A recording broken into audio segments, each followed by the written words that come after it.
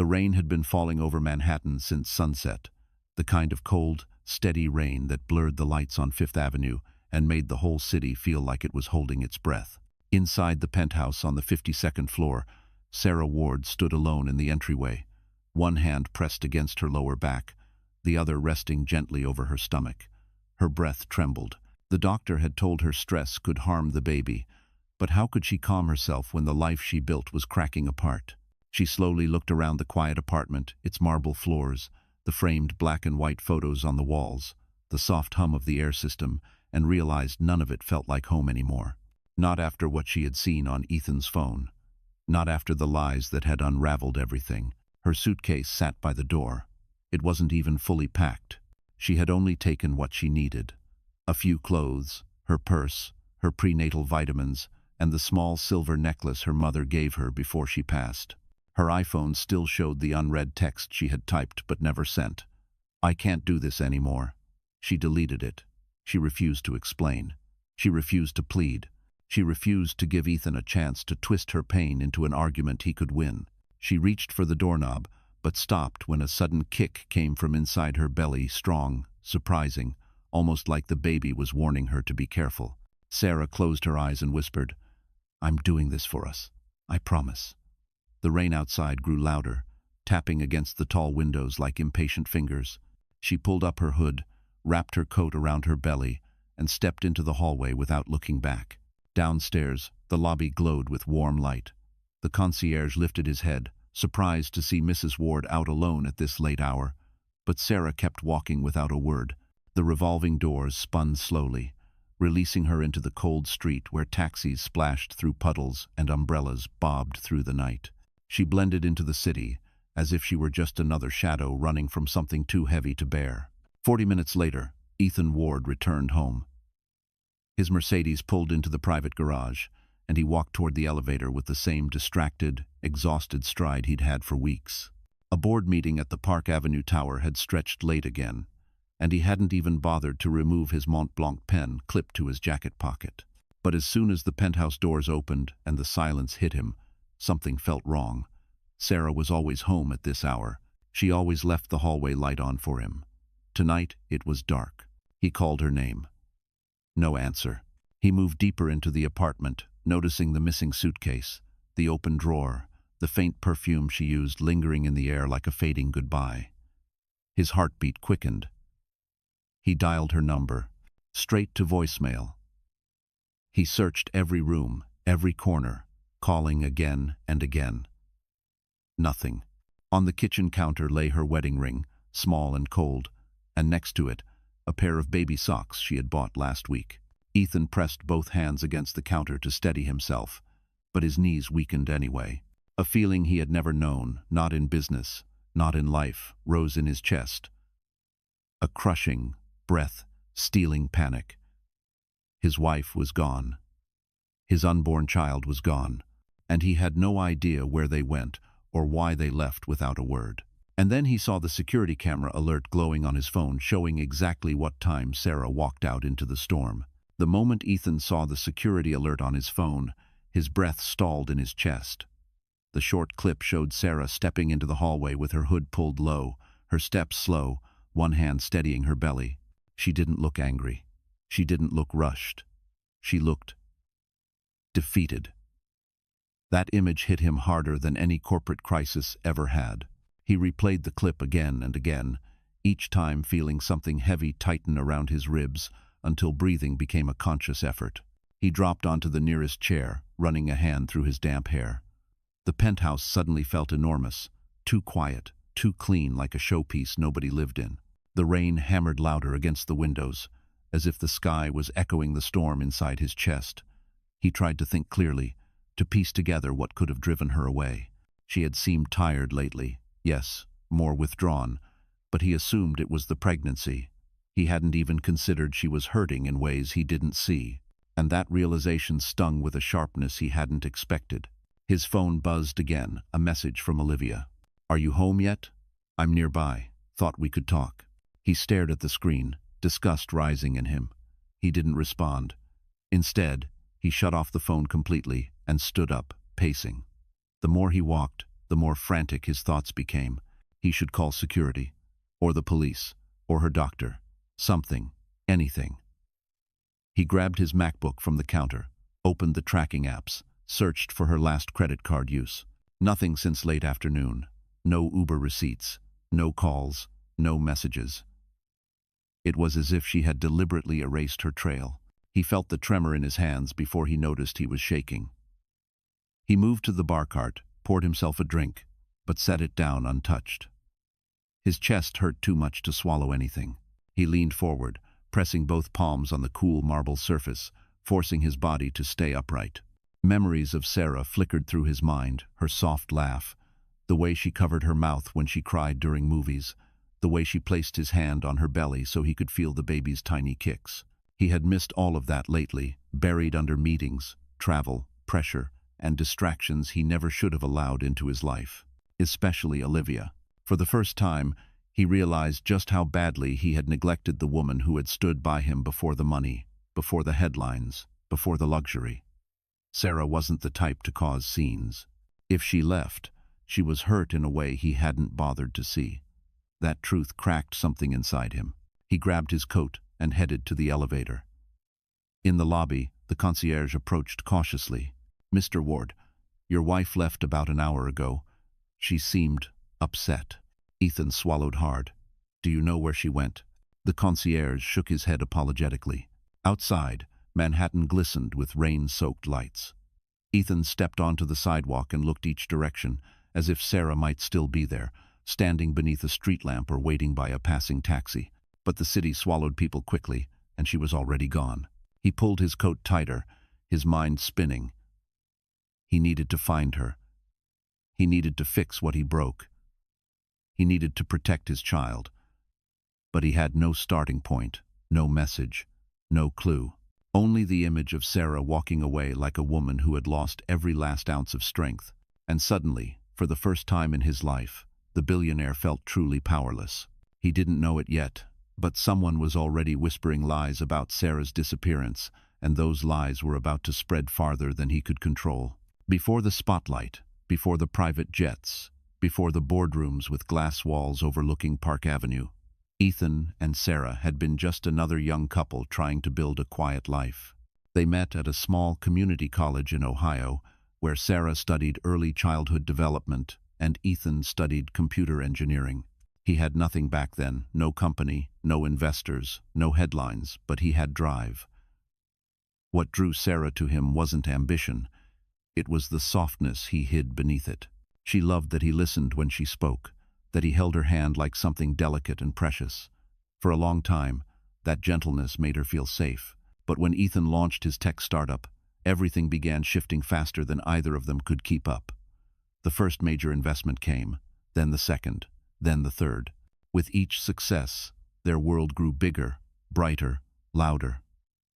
Suddenly, they were living in Manhattan, surrounded by people who saw Ethan not as a man but as a brand. The more attention he gained, the more he pulled away from her. It wasn't intentional, not at first. He was buried under pressure, expectations, and the intoxicating rhythm of success. Sarah told herself it was temporary, that once things settled, he'd return to the man she knew. But the distance only grew. She stopped mentioning the little things she noticed: his late nights, the canceled dinners, the messages he guarded too quickly.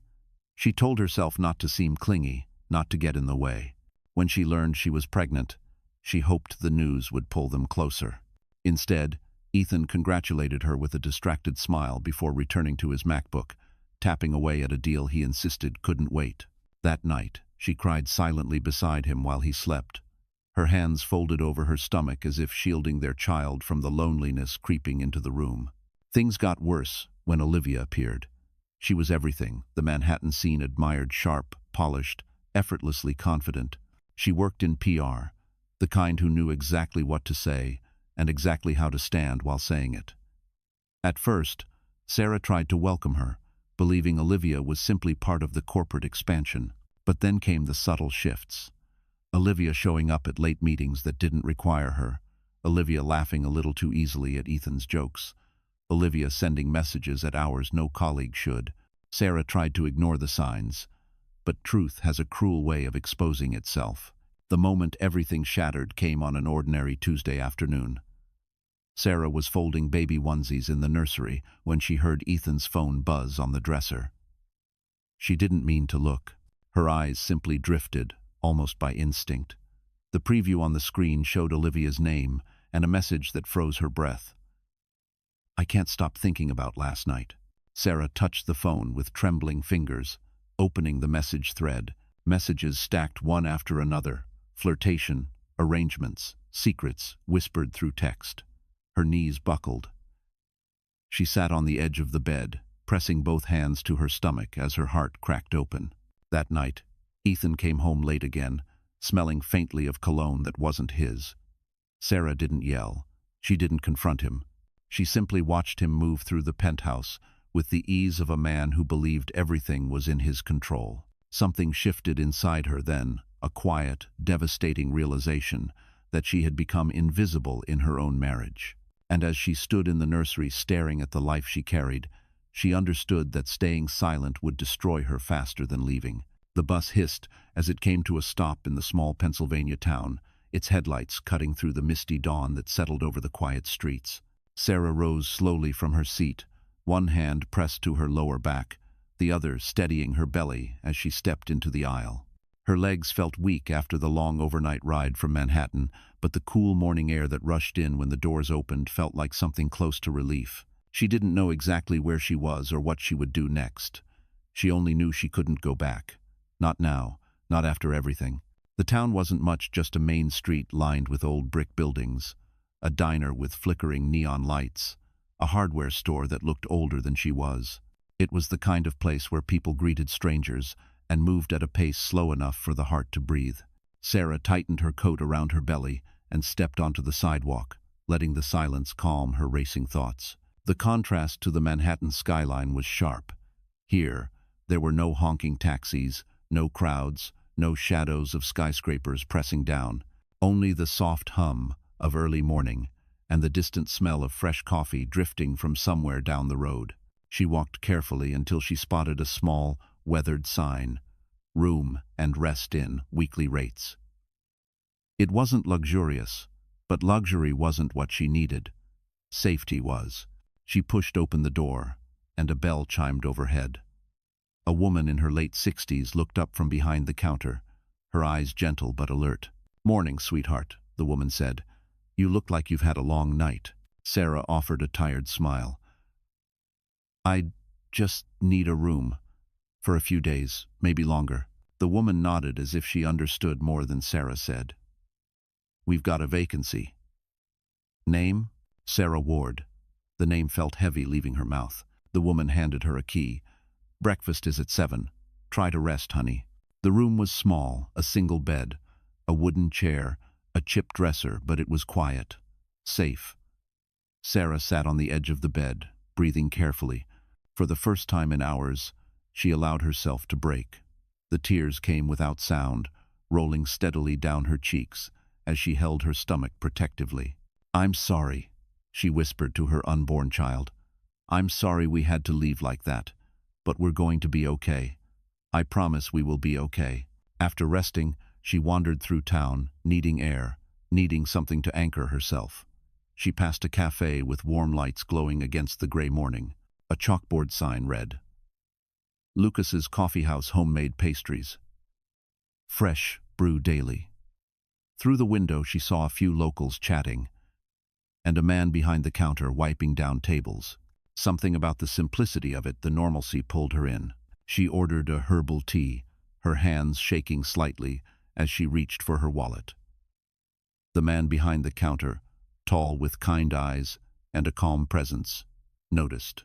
"You travelin' alone?" he asked gently. Sarah hesitated before nodding. "Just needed to get away." He didn't press. "Well, you're safe here. If you need anything, extra tea, a seat near the heater, just say the word." His kindness almost brought her to tears again. She sipped her tea slowly, feeling warmth spread through her chest. For the first time since leaving Manhattan, she felt the faintest flicker of peace. As she stepped back outside, a cold breeze brushed her cheek. She pulled her coat tighter and walked slowly toward the inn, unaware that her disappearance was already stirring chaos back in the city. And she didn't know that someone in Manhattan had already begun twisting her absence into a story far uglier than the truth. Olivia Reed stood in front of her bathroom mirror, adjusting the diamond earring she had borrowed from a stylist who believed she was practically Mrs. Ward already. The thought made her smile. For weeks, she had waited for this moment, the quiet disappearance of Sarah Ward, the pregnant wife who had always seemed too soft, too gentle, too unfit for the sharp world Ethan lived in now. Olivia believed she was the better match, the one who understood power, image, and the demands of New York's elite circles. In her mind, Ethan simply needed time to accept it. She smoothed her red lipstick and practiced the smile she would use when reporters asked about her relationship with Ethan. She imagined the headlines. She imagined the whispers. She imagined stepping into the gala beside him, wearing a couture gown that shimmered under the chandeliers. Everything felt so close, so reachable, as if the universe had finally cleared the path for her. But reality didn't match her fantasy. When she texted Ethan that morning, he didn't answer. She tried again. No response. She called him, straight to voicemail. She frowned, pacing her apartment, heels clicking sharply on the polished hardwood floor. He had been distant since Sarah vanished, but Olivia told herself it was temporary, just shock. He would come around. He had to come around. She checked social media, searching for any mention of Sarah. Nothing concrete yet, just speculations. Some gossip pages whispered that Sarah had gone to visit family. Others claimed she was overwhelmed by pregnancy. Olivia smirked. She knew the truth, or at least what she believed was the truth. Sarah had finally realized she couldn't compete with everything Olivia offered. Still, something felt off. Later that afternoon, Olivia arrived at the company tower, stepping out of her Uber with the confidence of someone who believed she belonged on every exclusive list. She entered the lobby, expecting security to greet her warmly the way they often did. This time, no one smiled.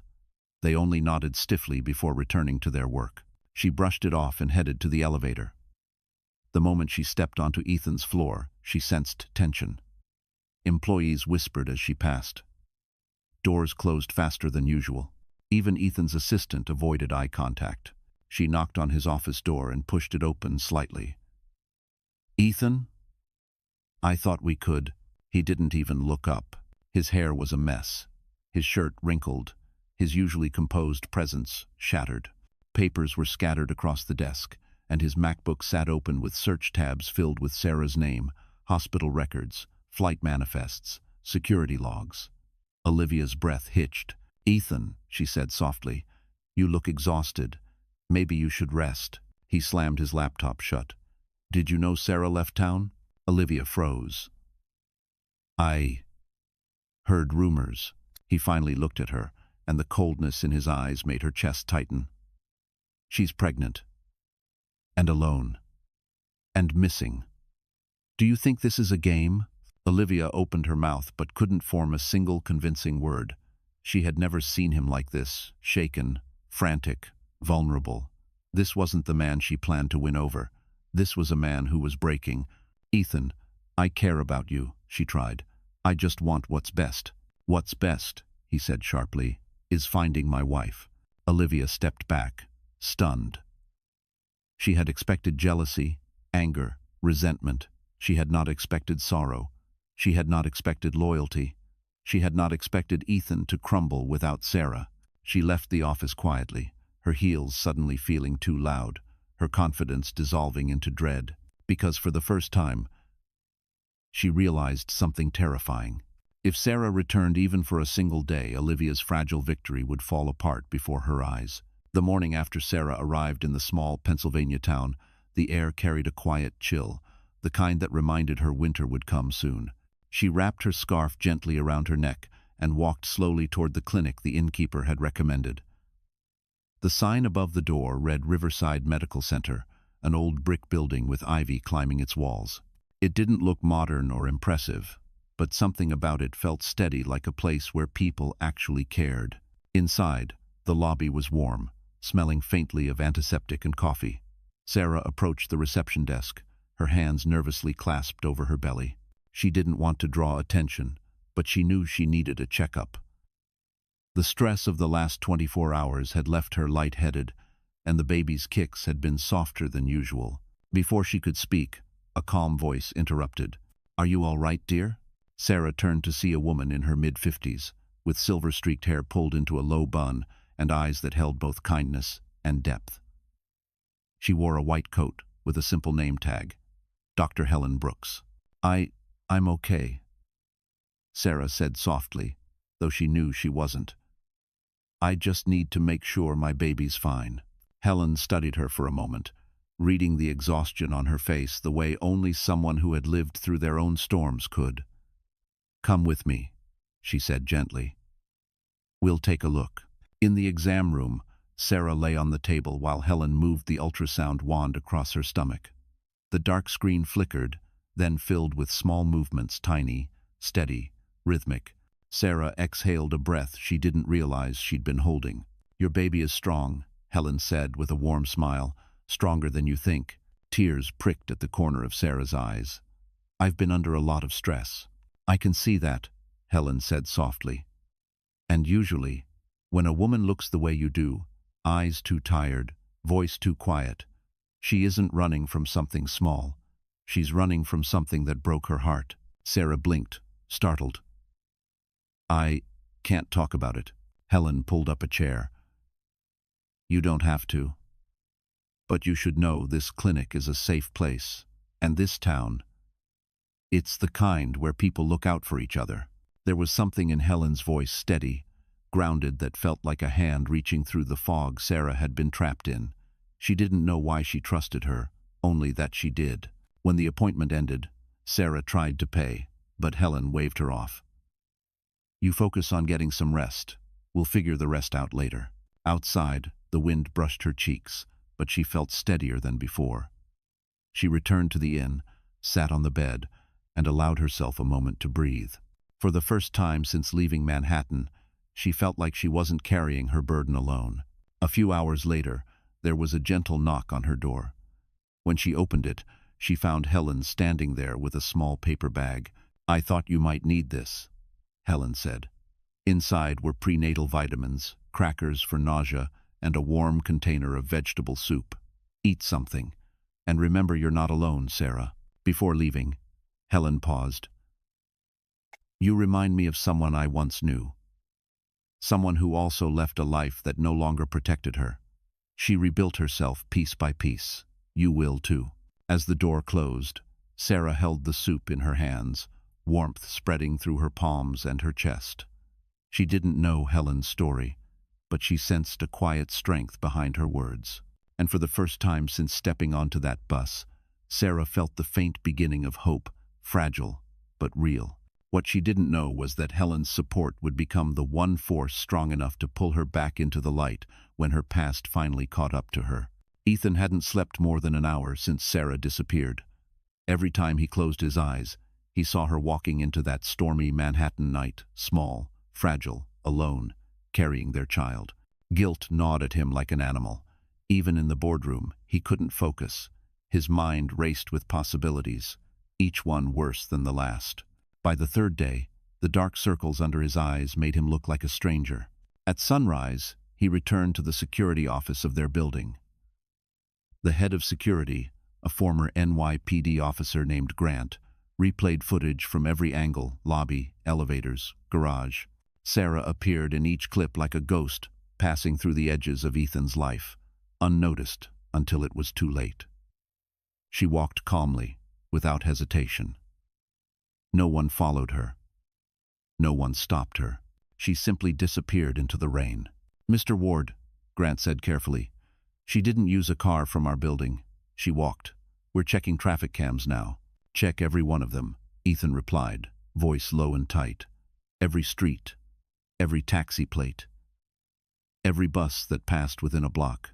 He wasn't a man accustomed to asking for help, but desperation had stripped away his pride. He contacted private investigators, hired digital forensics specialists, reached out to every hospital within 100 miles. He combed bank statements, credit card activity, health insurance logs. Nothing. It was as if Sarah had intentionally erased her trail. In a moment of panic, he tried calling her parents, though he knew they'd passed years earlier. He even drove to the old apartment they once shared in Ohio, walking the hallways like a man searching for a version of himself he could barely remember. On the fourth day, Olivia showed up at his penthouse without warning. He heard the knock, but ignored it until she let herself in with the spare code he'd never bothered to change. "Ethan," she said gently, "you can't keep doing this to yourself." He didn't answer. He stood in the living room surrounded by stacks of printed maps, lists of transit routes, screenshots of traffic camera stills. When he finally looked up, his expression was hollow. "Why are you here, Olivia?" "I care about you," she said softly, stepping closer. "I want to help." But he stepped back, shaking his head. "No, you don't understand. None of this matters. Not the company, not the board, not the gala, not you. Sarah is missing. My wife, the mother of my child." Her jaw tightened, but she forced her face into a sympathetic mask. "Maybe she just needed space. Maybe she'll come back." "She left without her prenatal supplements," he said, holding the half-open bottle like evidence in a criminal case. "She didn't take her blood pressure monitor. She didn't take the baby's medical file. This wasn't a planned trip." He sank into a chair, hands covering his face. His voice cracked. "I failed her." Olivia watched him with a mix of jealousy and resentment, emotions she'd never admit out loud. For months she had imagined Ethan leaving Sarah for her. She never imagined he'd fall apart because Sarah was gone. When she reached out to touch his shoulder, he flinched away. "Go home, Olivia," he said quietly. "Please." Something cold settled in her chest. She realized the truth she'd refused to see. Ethan's heart had never belonged to her. Not even a little. Later that night, Ethan received a call from Grant. "Sir, we found something on one of the bus station cameras." Ethan's heart stopped. Grant continued, "It's her. She bought a ticket. Alone." Ethan grabbed his keys, adrenaline surging, because if he could trace that bus, maybe, just maybe, he was finally close to finding the woman whose absence was tearing him apart. Sarah woke before sunrise, the dim orange light slipping through the thin curtains of her small inn-room. For a moment, she didn't remember where she was. Then the quiet, not the Manhattan kind of quiet, filled with distant horns and elevator hums, but real quiet reminded her. Pennsylvania, safety, distance. She placed a hand over her belly and whispered, "We're okay," as if saying it out loud would make it truer. After everything she had endured, she knew she needed to build something stronger inside herself, something no betrayal could break. She showered slowly, letting the warm water wash away the emotional weight still clinging to her skin. When she caught her reflection in the mirror, she saw the exhaustion, but also something else, something steadier than before. She braided her hair loosely, put on the thick sweater she'd bought at the thrift shop down the street, and stepped outside. The morning air was crisp, carrying the faint smell of wood smoke from nearby houses. She pulled her coat around her belly and walked toward Lucas's coffee house, needing warmth, needing routine, needing a moment that didn't hurt. When she entered the cafe, Lucas looked up from behind the counter. "Morning, Sarah," he said, with that easy calmness she'd grown to appreciate. "You're up early." "The baby woke me," she said, smiling shyly. "Then the baby clearly wants breakfast." He handed her a warm mug of chamomile tea and a small plate of toast. "On the house." She blinked. "Lucas, you really don't have to." "I know," he said simply, "but sometimes people need help. Doesn't make them weak." The words hit deeper than he knew. Sarah sat by the window, watching the slow haze of morning spread across the street. For the first time in weeks, she felt her shoulders loosen. She didn't have to pretend here. She didn't have to smile through pain or hide her fears. She could just exist quietly, softly, freely. After breakfast, she walked to the clinic for her follow-up appointment. Helen greeted her with a warm nod, her presence steady as always. "You're looking better today." "I feel better today," Sarah admitted. They spent the next hour talking not just about the pregnancy, but about life, loss, and the kind of strength women rarely give themselves credit for. Helen listened without judgment, offering gentle truths wrapped in compassion. Sarah found herself opening up in ways she hadn't expected. "I thought leaving would break me," Sarah said softly. "But staying was already breaking me." Helen touched her hand. "Sometimes survival looks like running. Sometimes healing begins with distance. What matters is that you're choosing yourself now." After the appointment, Sarah wandered through the small-town library. She picked up a used copy of Women Who Run with the Wolves and felt something stir inside her, something like courage. She sat in a corner chair, reading slowly, letting the words sink in. The book wasn't magic, but it was a reminder she wasn't the only woman who had ever been betrayed, abandoned, or overlooked. Others had clawed their way back into the light. She could too. When she returned to the inn, she felt different, more grounded, more aware of her own strength. She sat on the bed, opened her notebook, and began writing letters to her unborn child. "You deserve a mother who knows her worth," she wrote. "And I'm trying, baby. I really am." Her handwriting shook, but her resolve didn't. Because for the first time since her world shattered, Sarah wasn't just running from something. She was slowly, quietly, beginning to run toward the woman she was meant to become. And she didn't realize yet that soon, her newfound strength would collide headfirst with the chaos waiting for her back in Manhattan. Olivia paced across her luxury apartment, her heels tapping against the polished marble like impatient warnings. For days she'd watched Ethan spiral, cancel meetings, skip calls, ignore the gala planning he once micromanaged. He was falling apart, and in her mind, that made him vulnerable. Vulnerable men made desperate choices. Desperate choices could be steered. She just needed the right push. She took a long sip of iced coffee, opened her laptop, and pulled up the folder she'd been collecting for weeks. Screenshots, drafted statements, edited photos. She didn't consider it manipulation. In her mind, it was strategy. If Sarah refused to step aside, then Olivia would simply force her out of the picture socially, publicly, irrevocably. She typed quickly, her fingers moving with sharp purpose. A crafted email, a rumor designed to spread like wildfire. A narrative that painted Sarah as unstable, overwhelmed, and possibly involved with someone else. "People believe what scares them," Olivia whispered to herself. "And people are always scared of a woman who breaks the perfect image." She forwarded the file to a gossip columnist she had worked with in the past, someone who owed her favors.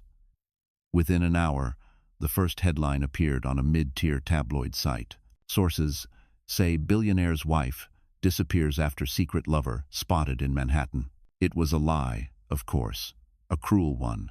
But Olivia didn't flinch. In her world, perception mattered more than truth. The story spread faster than she expected. Social media accounts amplified it. Comment sections exploded. By afternoon, a second article appeared, questioning Sarah's mental state. Olivia watched it unfold from her couch, legs crossed, sipping wine as if observing a game she had already won. But her victory was short-lived. At headquarters, the communications director, a woman named Rachel, fiercely loyal to Ethan, had been monitoring the news cycle. When she saw the sudden swarm of stories about Sarah, she felt her stomach drop. She knew how these narratives started. They didn't appear from nowhere. Someone fed them.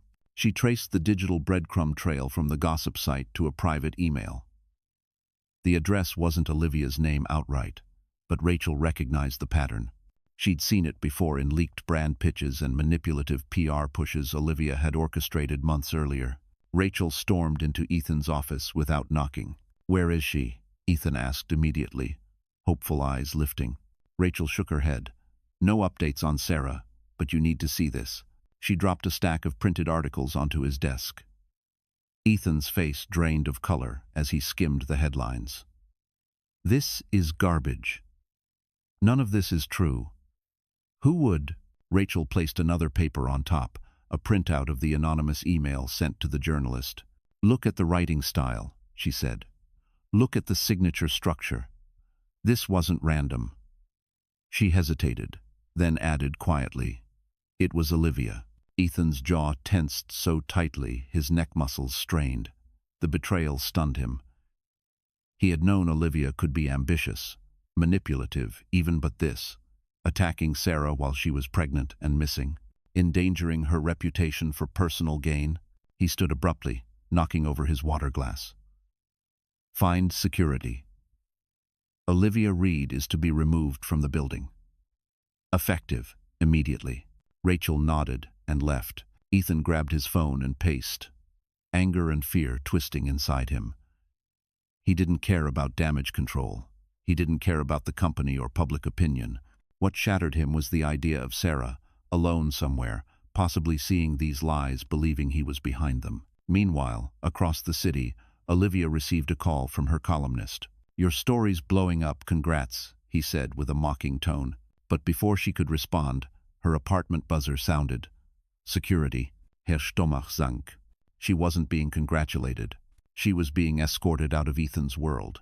And as the elevator doors closed in front of her, Olivia finally realized that her lies had done more than smear Sarah. They had awakened a fury in Ethan she had never seen before. The moment security escorted Olivia out of the building, Ethan felt a boiling mix of fury and disgust thrum beneath his skin. It wasn't just betrayal, it was violation. Olivia had attacked Sarah when she was most vulnerable. She had fed the world lies about the woman carrying his child. And worst of all, he had allowed Olivia into his life long enough to cause this destruction. He stormed out of his office, ignoring the startled glances from employees. The elevator ride to the lobby felt endless. When the doors opened, he saw Olivia standing near the revolving doors, her arms crossed defensively as two security officers waited beside her. "Ethan," she snapped, lifting her chin. "Is this really necessary? You're humiliating me." He approached slowly, each step deliberate, his expression carved from stone. "You humiliated yourself," he said coldly. "And you put my wife at risk." Olivia scoffed. "Oh, please. Sarah ran away. She left you. She can't handle your world. I was doing you a favor." "A favor?" His voice dropped to a dangerous whisper. "You called my pregnant wife unstable. You invented a fake lover. You pushed headlines that could destroy her reputation. She abandoned you," Olivia shouted, desperate. "You think she deserves sympathy? She left you to clean up the mess. Enough." His voice cracked like a whip. "Sarah left because of me. Because I failed her. Because I let someone like you close enough to hurt her." Olivia flinched. Ethan continued, voice low and raw. "But make no mistake, you had no right to create lies about her. You had no right to weaponize the press against a woman who has done nothing but live quietly and love deeply." For a moment, Olivia's mask slipped. Her eyes narrowed, icy and sharp. "If she comes back," she said bitterly, "she'll ruin everything you've built. She'll make you small again. You think she belongs in your world? She's weak." Ethan felt something in him snap. "Sarah is the strongest person I've ever known." The lobby fell silent. Even the security guards froze. He stepped closer until Olivia had no choice but to look directly into the rage she had unleashed. "You are here because I allowed you to be," he said. "But Sarah? Sarah built the man I once was, the man I still want to be. She stood by me before the money, before the headlines, before the greed." Olivia swallowed hard, her confidence draining. "Ethan, listen. I can fix this. I can issue new statements. I can spin the story back your way." "I don't want you to fix anything," he said, stepping back. "I want you out, of my company, of my life." One of the guards gestured toward the exit. Olivia's breathing turned sharp, panicked. "This isn't over," she said shakily. "You'll regret choosing her over me. Everyone will see what she truly is." "You're wrong," Ethan replied. "The only one people will see clearly now is you." She didn't have a comeback, not one that mattered. The guards guided her toward the doors, and Olivia stepped into the rainy street, her heels splashing into a shallow puddle as the glass closed behind her. For a moment, Ethan remained still, staring at the door she had just exited through. His chest rose and fell in uneven breaths. He wasn't proud of the chaos surrounding him. He wasn't proud of his mistakes, but he was done letting people excuse them. He was done hiding behind work and pressure and success. He had failed Sarah. He wouldn't fail her again. He returned to his office, grabbed his coat, and called Grant. "Send me the bus station clips again," he said. "This time, I won't stop searching until I find her." Grant hesitated. "Sir, the footage suggests she traveled out of state." "I don't care if she crossed the country," Ethan said. "I'm going after her."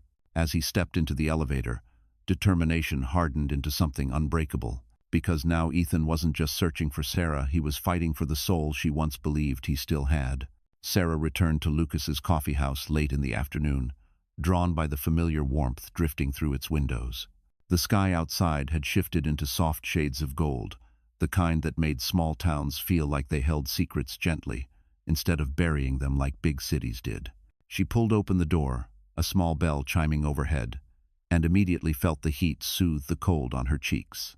Lucas looked up from the espresso machine. "Back again," he said with an easy smile. "That's a good sign." Sarah let out a shy laugh. "Your tea helped." And the quiet helped even more. "Sit wherever you want," he said. "I'll bring you something warm." She settled into a corner booth where she could see the main street through the window. Kids on bicycles rode past, and an older couple held hands while walking a tiny dog. It was the kind of scene she used to imagine when her life felt too overwhelming. Peaceful, slow, safe. Lucas approached with a cup of warm honey tea and a small plate of apple slices. "Good for blood sugar," he said, setting them down. "And better than the cookies you wanted yesterday." Sarah grinned. "You remembered?" "I tend to remember things," he said lightly. "Helps when you run a business." She sipped her tea, letting the sweetness settle in her chest.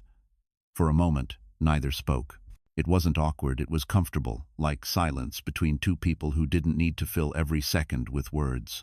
Finally, Lucas pulled off his apron and sat across from her. "You don't have to answer if you don't want to," he said gently. "But are you safe?" The question surprised her, not because he asked, but because of the sincerity in his eyes. She looked down at her hands. "I'm safe," she said softly. "Just rebuilding." "That can be the hardest part," he replied. "But you're doing it." She didn't know why, but those words made her eyes sting. Maybe because no one had acknowledged her strength lately. Maybe because she barely acknowledged it herself. Lucas glanced at her belly. "How far along are you?" 7 months, she answered. "Feels like everything happened fast." "Does the father know where you are?" he asked carefully. Sarah hesitated. "No, and I don't think he deserves to." Lucas nodded slowly, understanding more than she said. "People don't leave unless they've been pushed hard," he murmured. "Sometimes leaving is the bravest thing you can do." His voice carried the quiet heaviness of someone who had lived through something difficult too. Sarah tilted her head. "You sound like you've been there." He let out a small breath. "My wife Emily passed 2 years ago. Cancer. We tried everything. But in the end, I had to walk through that grief alone." "Oh," Sarah whispered. "I'm so sorry." "It's all right," Lucas said softly. "It taught me something important, that life doesn't go in straight lines. Sometimes it breaks you open in ways you never expected. But if you're lucky, new pieces show up." Sarah looked at him then, really looked. His kindness wasn't the kind that demanded anything. It wasn't flirtation or pity. It was simply presence. And she realized how long it had been since someone had spoken to her without judgment or expectation. A sudden pressure tightened in her abdomen, making her wince. Lucas sat forward instantly. "You okay?" "Yes," she said quickly. "Just a strong kick." He exhaled in relief. "Your little one's going to be a fighter." Sarah smiled, placing a hand over her belly. "Maybe, I hope so." They talked for another hour about books, the town, simple things that didn't require emotional armor. When she finally stood to leave, Lucas walked her to the door. "If you need anything," he said, "even just company, I'm here." For a moment, Sarah stood still, touched by his sincerity. "Thank you, Lucas." As she stepped out into the cool evening, her heart felt strangely lighter. She wasn't in love, not even close, but something had shifted. She felt seen. She felt human again. And she didn't know yet that this gentle connection would soon become the lifeline she desperately needed when her past found her at last. The next morning, Sarah sat by the window of her small inn room, wrapped in a blanket as the early light filtered through the thin curtains. She had slept more soundly than she expected, soothed by the quiet hum of the radiator and the faint sense of safety she hadn't felt in months. She rubbed her belly gently, whispering to her baby about the peaceful dreams she hoped they would both have from now on. For a brief moment, she allowed herself to believe that maybe, just maybe, the worst was behind her. Then her phone buzzed. She froze. No one had messaged her since she left Manhattan. Her number wasn't widely shared. With trembling fingers, she picked up the phone. A notification flashed across the screen, a text from an unknown number. "Thought you should see this." Attached was a single photo. Sarah tapped it open, her heart thudding. It was Ethan and Olivia, standing far too close, Olivia's hand on his chest. Ethan's head bowed slightly, as if in a moment of intimate conversation. The angle, the lighting, the cropping, it all made the picture look far worse than the reality Sarah remembered. She had known Ethan had betrayed her emotionally. She had seen messages. But seeing an image, something the world could twist, interpret, judge, hit her harder than she expected. Her breath hitched, her vision blurred. Below the photo were links 3 gossip articles, all suggesting that Sarah had left her billionaire husband after an affair of her own, that she had been unstable during pregnancy, that Ethan was seeking comfort with someone else, Olivia. The words stabbed deeper than knives. Sarah covered her mouth to muffle a sob. She tried to breathe through the tightening in her chest, but panic rose fast, hot, suffocating. She curled forward instinctively, protecting her baby from the shock trembling through her body. A sudden knock at the door made her flinch. "Sarah, it's Helen." Sarah wiped her tears quickly and opened the door. The moment Helen saw her swollen, red-rimmed eyes, her expression softened into concern. "What happened?" Helen asked gently. Sarah handed her the phone with shaking hands.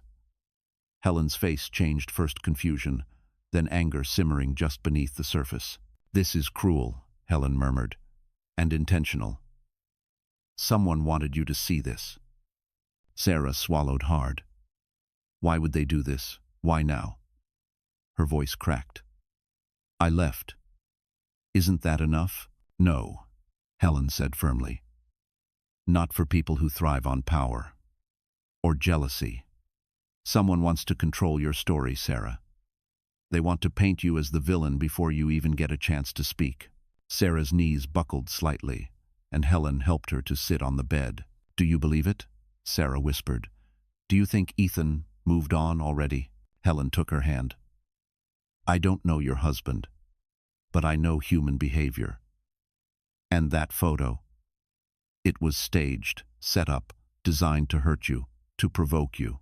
Sarah stared at the floor, trying to steady her breathing. "I don't want to go back. I can't face all of that again." "You don't have to go back," Helen assured her. "But you can't let strangers decide who you are, not for your sake and not for your baby's." A tear rolled down Sarah's cheek. "What do I do?" Helen squeezed her hand. "You stand up. Not for him. For you." Later that day, Sarah went to Lucas's cafe, seeking comfort in familiarity. When Lucas saw her walk in pale, shaken, he rushed from behind the counter. "Sarah, what happened?" She hesitated, then showed him the photo. Lucas's jaw tightened, anger flashing in his eyes. "This is garbage," he said. "Whoever sent this wanted to hurt you." Sarah nodded weakly. "I don't know how to fight something like this." Lucas gently placed a hand on the back of her chair. "Then don't fight alone." His voice was soft, but steady, something she could lean on. Sarah didn't know it yet, but this moment, the photo, the lie, the overwhelming humiliation would ignite a fire inside her that she had never felt before. Ethan sat alone in his office long after everyone had gone home, the only light coming from the glow of his MacBook. He couldn't force himself to leave. Every time he tried, he imagined Sarah somewhere out there, scared, hurt, alone, and the guilt kept him anchored like a weight he couldn't escape. He rubbed his temples, exhaustion pressing against his skull, when Rachel, his communications director, knocked lightly on the door. "I know it's late," she said, stepping in, "but you need to see this." Ethan straightened. "Another article?" "Worse," Rachel replied, placing a printed thread of emails on his desk. "I traced the IP of the anonymous submissions to the gossip sites. It wasn't an internet troll. It wasn't a journalist. It was someone with access to our internal servers. Ethan's stomach dropped. Who? Rachel hesitated only a second before saying the name he already suspected. Olivia Reed. He closed his eyes, jaw clenching so hard the muscles trembled. What did she send? Rachel handed him a highlighted printout fabricated statements claiming Sarah had been unstable, emotionally unpredictable, and possibly having an affair. Lies. Cruel, calculated lies. But what made Ethan's blood run cold wasn't just the text. It was the photo attached. A photo of him and Olivia at a conference months ago, cropped and tinted to appear intimate. Olivia had engineered a narrative to make Sarah look guilty, unfaithful, unhinged. And worst of all, if Sarah had seen any of it, she would think Ethan had moved on. He slammed his fist down on the desk so hard, Rachel flinched. She attacked my wife, he said, voice low, dangerous. While she's pregnant, while she's missing. Rachel nodded, her voice steady. I figured you'd want the full file. Thank you, Ethan said, his voice cracking with fury and regret. I should have seen what Olivia was capable of. Rachel softened. You're trying to fix it now. That matters. He wasn't sure it did. Not yet. Within minutes, Ethan stormed out of the building, the file clutched in his hand. He called Grant, the security chief. I need every detail you can find on Olivia's communications. Emails, texts, burner accounts, everything. Grant cleared his throat. Sir, you might want to sit down for this. We already started digging, and it's worse. Ethan's pulse spiked. How much worse? Olivia tried to contact 3 tabloids today with new material. Claims Sarah left you for another man. Ethan swore under his breath. She's trying to destroy her. Oh, and one more thing, Grant added grimly. The timestamp of the photo used in the main article, it wasn't from last week. It was from an event 6 months ago, entirely manipulated. Ethan closed his eyes, horror settling like ice in his chest. If Sarah had seen that photo, if she believed he and Olivia were together now, he couldn't finish the thought. We need to stop the story, Ethan said. Issue a correction, a full statement. Rachel shook her head. Not enough. The public doesn't care about corrections once the damage is done. You need to shut the entire narrative down at the source. Ethan stared at the photo again, rage simmering beneath the surface. Then we start with destroying Olivia's credibility. He spent the next hours assembling a legal team, gathering evidence, documenting Olivia's violations, drafting statements to clear Sarah's name. It wasn't enough not compared to the pain Sarah must be feeling, but it was something. As dawn crept past the skyline, Ethan stepped onto his balcony overlooking Manhattan. The city looked cold, distant, unforgiving. He gripped the railing, breathing hard. Sarah, he whispered into the empty morning. If you can hear me, if you're out there, please don't believe what you saw. Please don't think I stopped loving you. But across the state line, in a small town many miles away, Sarah had already seen the photo. She had already cried. She had already broken. And while Ethan was finally uncovering the truth, he had no idea that his fight to clear her name was already too late to stop the storm raging in her heart. The next morning, Sarah stood in front of the small bathroom mirror at the inn, fingers trembling as she pinned back her hair. Her eyes were swollen from crying, her cheeks pale, but something inside her looked different, harder, clearer, determined. The photo had shattered something deep within her, but in the ruins, she found a spark she hadn't felt in months. It wasn't anger, it wasn't revenge, it was resolve. She had spent her whole marriage shrinking herself, speaking softly, compromising quietly, enduring silently. But now the world was calling her names she didn't deserve. Strangers judged her, headlines mocked her, and worse, her child might one day grow up reading the lies someone else wrote about her. No. She wouldn't allow that. As she placed her hand over her belly, anchoring herself, she whispered, I won't let the world define me. Not anymore. A soft knock sounded. Come in, she said. Helen stepped inside carrying 2 garment bags. Her expression was calm, but there was a glint in her eyes, pride mixed with something protective. I thought it was time, Helen said, setting the bags on the bed. Time for what? Sarah asked softly. For you to stand up. Helen unzipped the first bag. Inside was a simple but elegant maternity dress, deep navy blue, soft fabric that draped gently but beautifully over a rounded belly. It was understated, tasteful, something a woman with dignity and quiet power would wear. Sarah blinked back emotion. Helen, I can't accept this. Yes, you can, Helen replied firmly. You're going to need it. For what? Sarah asked. Helen took a breath. For when you confront the lies. Sarah's knees weakened a little. Confront them? I don't even know where to start. Helen sat beside her on the bed.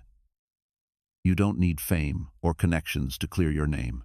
You need presence, you need truth, and you need courage. She squeezed Sarah's hand. You have all three. Sarah swallowed hard. I'm scared. I know, Helen said softly. But fear isn't the enemy. Silence is. Those words, soft but heavy, settled deep into Sarah's chest. Later that afternoon, Lucas saw Sarah walking toward the cafe, wearing the navy dress, her hair swept back neatly. She looked different, still gentle, still fragile, but somehow luminous. He met her at the door before she even reached for the handle. You look. He hesitated, searching for the right word. Strong. Sarah gave a small, nervous laugh. I don't feel strong. That's what strength looks like, Lucas said quietly. Doing something even when you're terrified. He gestured for her to sit at the corner table. So what's next? She took a breath.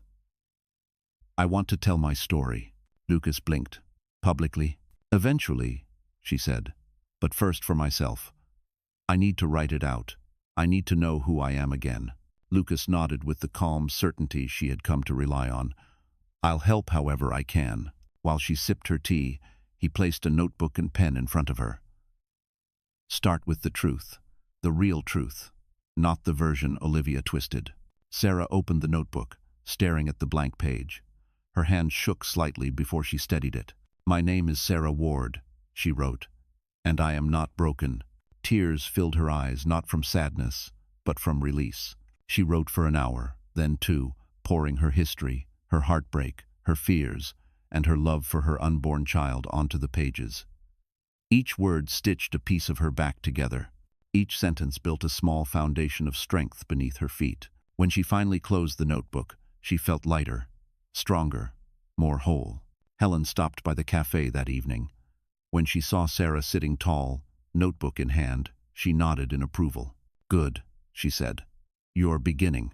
Beginning what? Sarah asked. Helen smiled gently. Your comeback. Sarah exhaled, fear and courage tangling in her chest.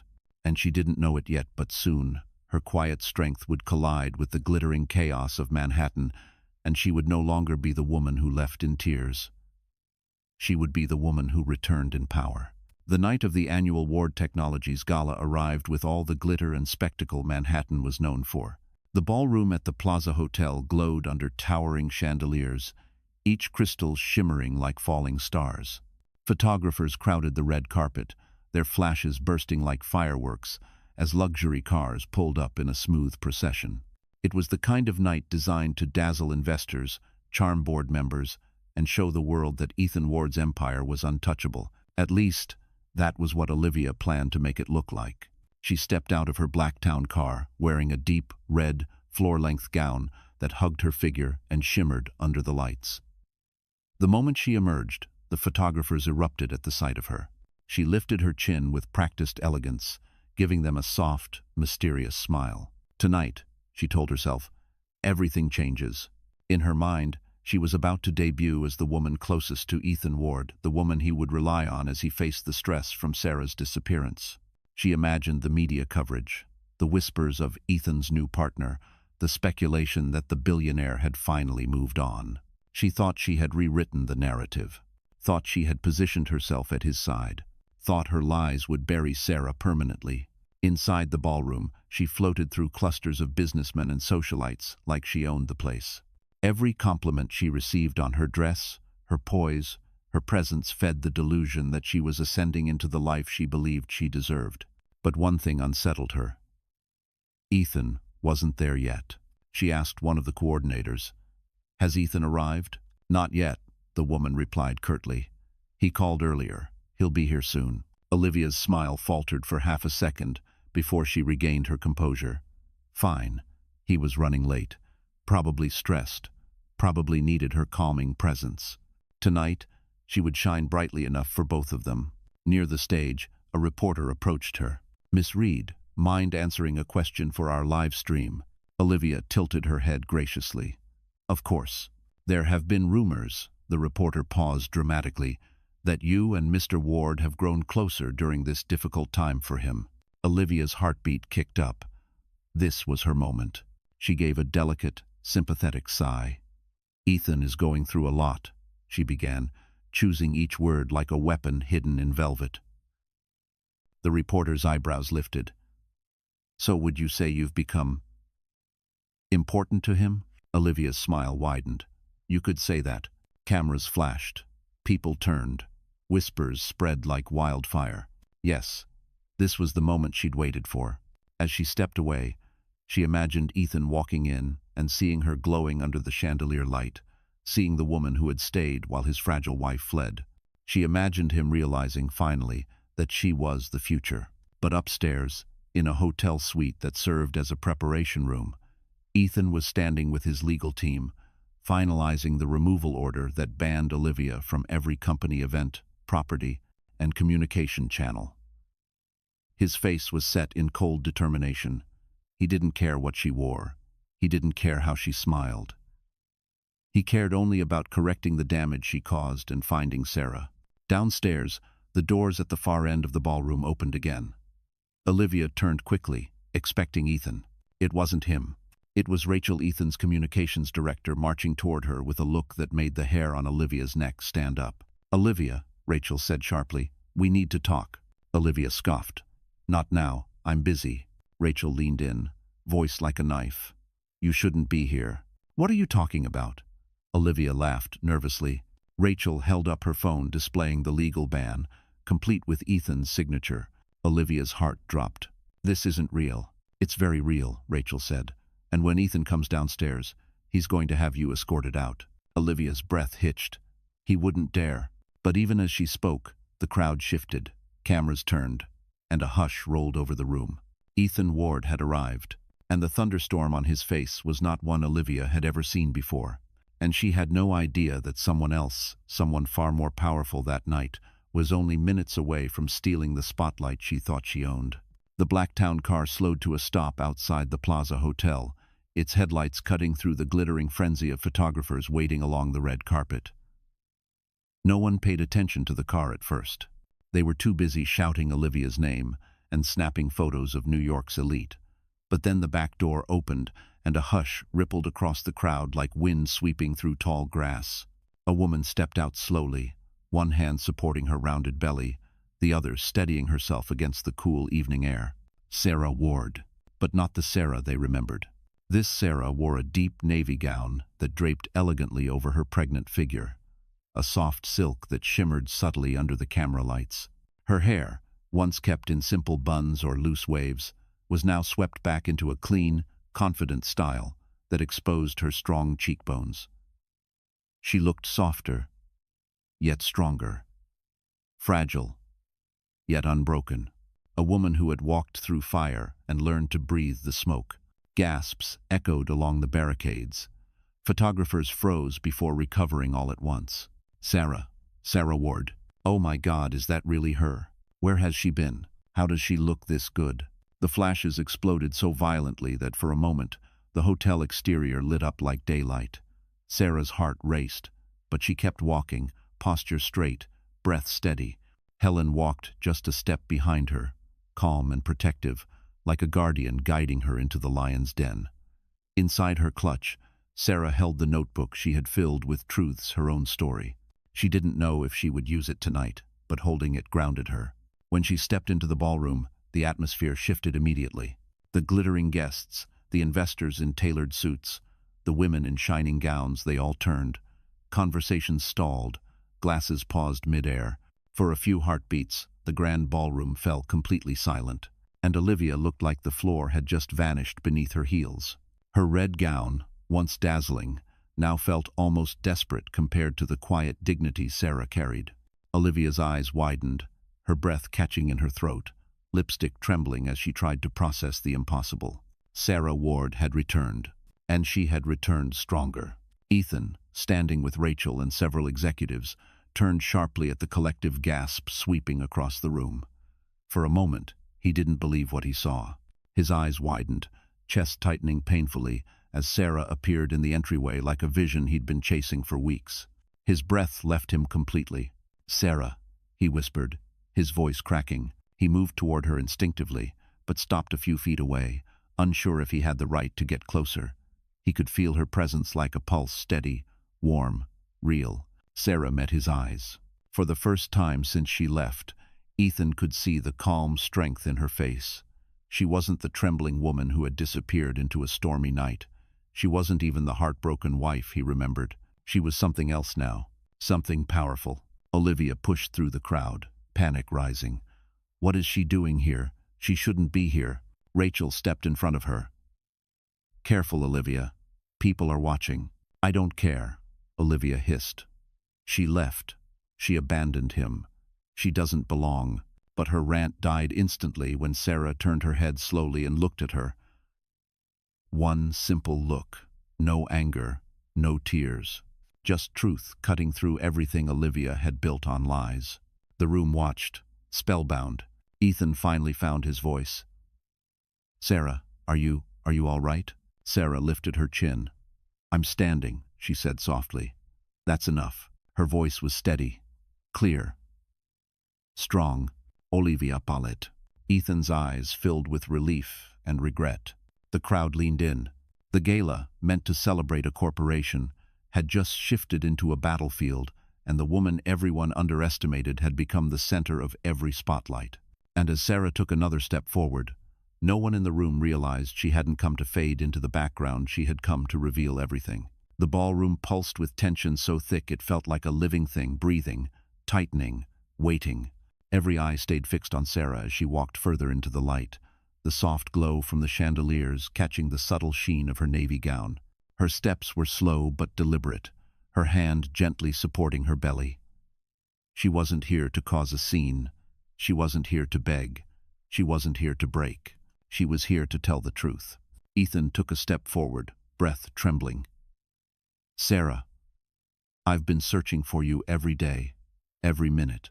She held his gaze for a long moment. There was no hatred in her eyes, but no softness either. Only clarity. A woman who had seen enough pain to carve a new spine out of survival. "I know," she said quietly. "I saw the headlines." A ripple went through the crowd. Olivia tensed, her fingers curling into her gown until the seams pulled. "Sarah, those were lies," Ethan said, voice cracking. "I had nothing to do with them. I swear to you." "You don't have to swear," Sarah cut in softly. "I already know who sent them." All eyes flicked to Olivia. She froze. For the first time all night, Olivia's confidence crumbled. "Don't look at me," Olivia snapped, voice rising. "This is ridiculous." Rachel stepped forward, calm, steady, prepared. "We have the full file," she said, holding up her phone. "Emails, edited photos, IP addresses." "Olivia, you weren't subtle." A collective gasp echoed through the ballroom. Olivia's face drained completely. "You can't prove anything," she hissed.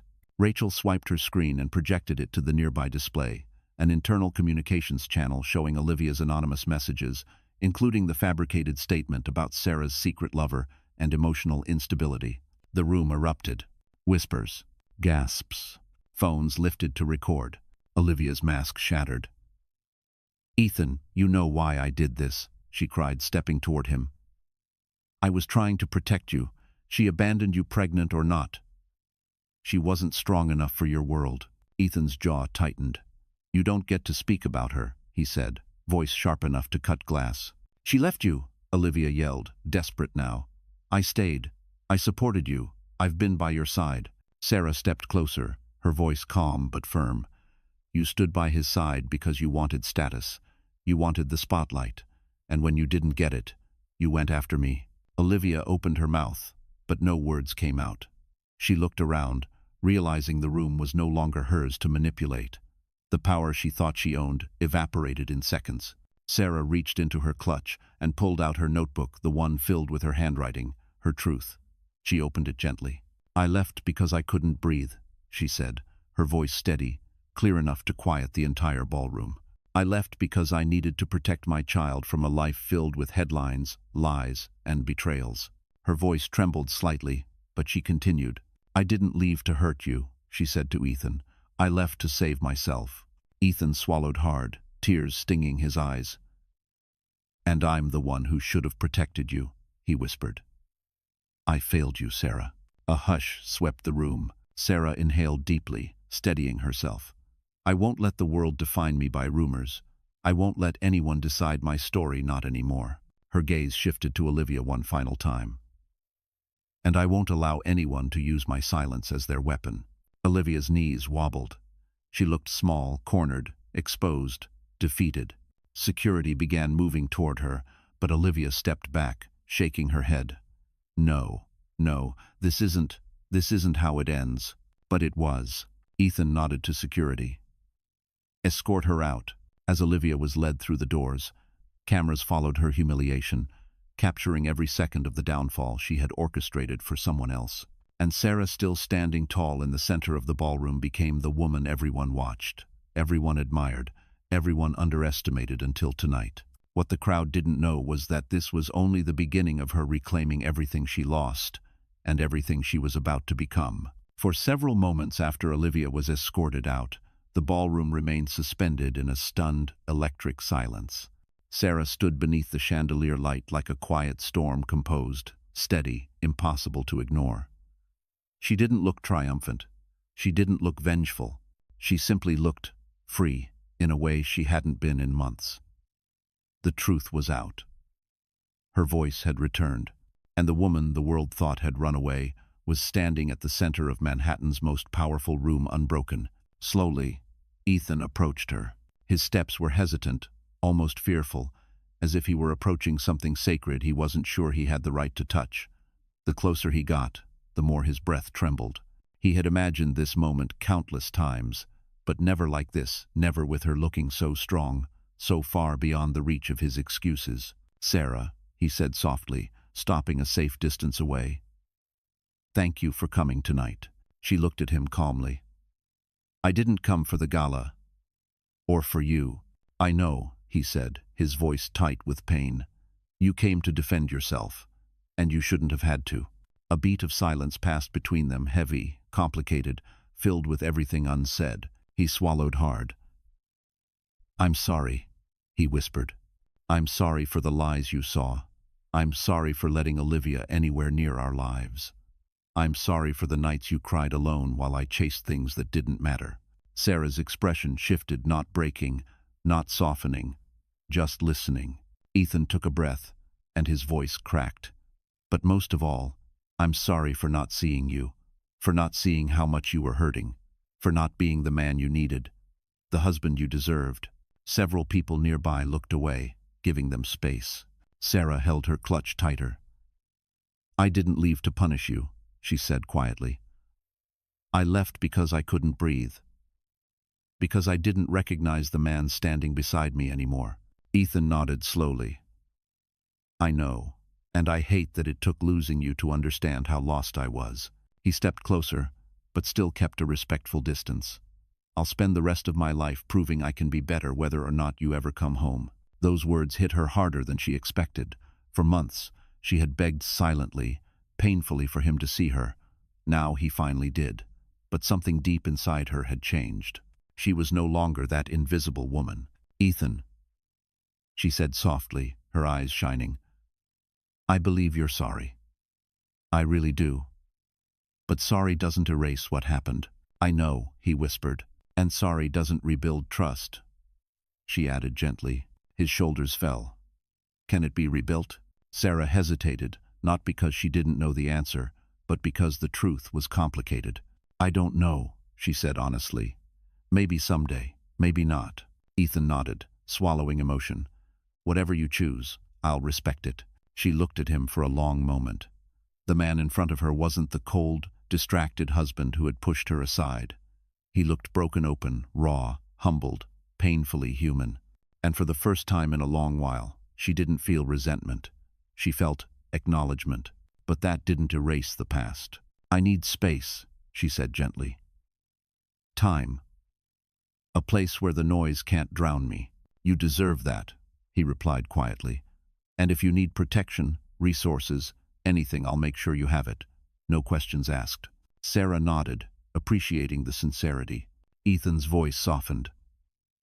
If nothing else, thank you for giving me a chance to apologize. Her throat tightened. Thank you for saying it. He stepped back slowly, giving her room, something he should have done months ago. But before he fully retreated, he whispered one final confession. I love you, Sarah. I always did. I just forgot how to show it. Tears welled in her eyes, but she didn't fall apart this time. She stood tall. I hope, someday, we both remember who we were before everything got lost. Ethan nodded, pain and hope mixing in his gaze. And as Sarah turned her face toward the lights of the ballroom, she didn't know that the next person to step forward wouldn't be Ethan, but someone she never expected to see tonight. The moment Ethan stepped back, giving her the space she'd asked for, Sarah felt the air shift. The pressure in the room loosened just slightly, like a tight fist finally unclenching. She exhaled slowly, grounding herself. For weeks, she had been running, unraveling, rebuilding. Tonight she had stood in front of the world, spoken her truth, and watched the lies crumble at her feet. But even with the chaos behind her, she still didn't know what her future looked like. Not with Ethan, not with Manhattan, not with the life she had left behind. She started to move away from the crowd, needing air, needing stillness. As she walked toward a quieter corner of the ballroom, the murmurs around her formed a soft wave of admiration, words like brave, strong, unbelievable. She didn't cling to them, but she let them land gently. For the first time in a long time, she didn't feel invisible. At the edge of the room, she paused and took a deep breath. Then she heard a familiar voice behind her. Sarah. She turned, startled. Lucas. He stood a few feet away, wearing a simple dark suit that somehow made him look both handsome and quietly confident. His hair was slightly damp, his breath still uneven from rushing. He looked entirely out of place among the diamonds and tuxedos, but completely unfazed by it. What are you doing here? She whispered. I drove, he said, catching his breath. Helen called me. She was worried you'd need someone tonight. Sarah blinked, emotion rising unexpectedly. You didn't have to come all this way. I know. His voice softened. But you shouldn't have to stand alone in a room full of people who once overlooked you. Something warm, unexpected, and steady bloomed in her chest. Lucas stepped closer, his eyes searching hers. Are you all right? She nodded slowly. I think I'm finding my way. He gave a small smile. You did more than that tonight. She looked down at her belly instinctively. I needed to protect my child. That's all. Lucas shook his head gently. No, you protected yourself too. That matters just as much. His words wrapped around her like a blanket. She didn't realize how desperately she had needed someone to acknowledge that truth. A few guests glanced their way, whispering. But Lucas didn't seem to care. He simply stood there, steady, grounded, present in a way that didn't demand anything from her. I don't know what comes next, Sarah admitted softly. You don't have to. Lucas's voice was warm but firm. You just need to choose what's healthiest for you, not what looks good, not what anyone expects. Sarah's eyes stung. I spent so many years making myself smaller. Not anymore, Lucas said. You've already stepped out of that shadow. The room around them faded into a blur, the sparkling gowns, the chandeliers, the curious eyes. In this moment, she wasn't the billionaire's wife. She wasn't the pregnant woman who disappeared. She was simply Sarah, and Lucas saw her. Truly saw her. Ethan watched from across the ballroom, his chest tightening. He didn't approach. He didn't interrupt. He understood something in that moment painfully, quietly, that Sarah was no longer standing behind him. She was standing on her own. Lucas gently touched her hand. If you want to leave, I'll walk with you. If you want to stay, I'll be nearby. Whatever you choose, I'm here." Sarah inhaled, steadying herself.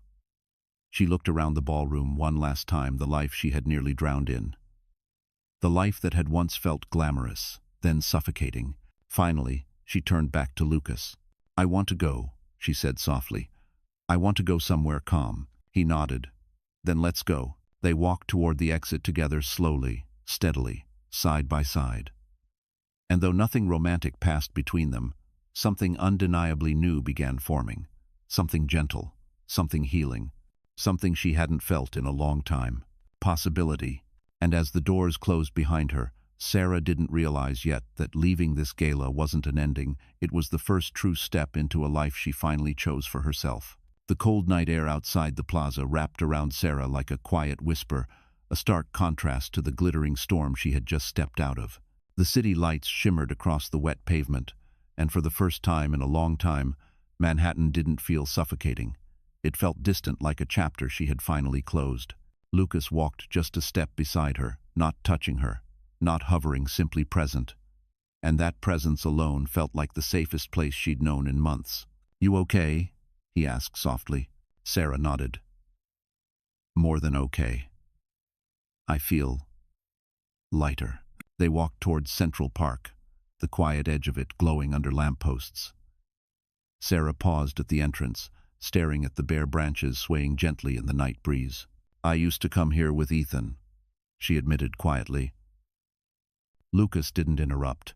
He let her speak, let her release the last pieces of the past still clinging to her. "He wasn't always distant," she continued. "He was kind, gentle, the kind of man who held my hand like it meant something." Lucas nodded. "Sometimes people lose themselves. Doesn't make them evil, just lost." She looked at him with tired but honest eyes. "Do you think he loved me?" "I think," Lucas said, "he loved the woman you were, but he couldn't love her the way she needed. And you," he smiled softly, "you became someone stronger." Sarah swallowed the lump rising in her throat. She didn't want bitterness. She didn't want revenge. She wanted understanding, closure, peace. They continued walking until they reached a quiet bench overlooking the reservoir. Sarah sat slowly, her hands instinctively resting on her belly. The baby kicked lightly, almost as if responding to the calm that had finally replaced the chaos. Lucas sat beside her, keeping a respectful distance. "You know," he said gently, "you don't owe anyone a decision right now. Not Ethan. Not the world. Not even me." She smiled softly. "I know. What do you want?" he asked. It was a simple question, but it struck her deeply because no one had asked her that in years. Not what she should do. Not what was expected. Just what she wanted. "I want peace," she whispered. "I want a home where my child doesn't hear yelling or see their mother crying in the kitchen while pretending to be fine. I want love, but the gentle kind. The steady kind. And you will have that," Lucas said. "You're already walking toward it." Sarah took a deep breath and let it out slowly. "I'm not ready for anything romantic," she said honestly. "I know," Lucas replied with a warm, understanding smile.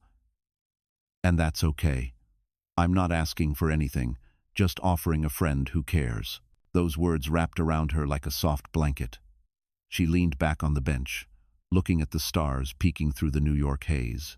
The next morning, she met Ethan privately in a small hotel lounge. He looked exhausted but calmer, like a man who had accepted the consequences of his mistakes. "I won't fight you," Ethan said gently.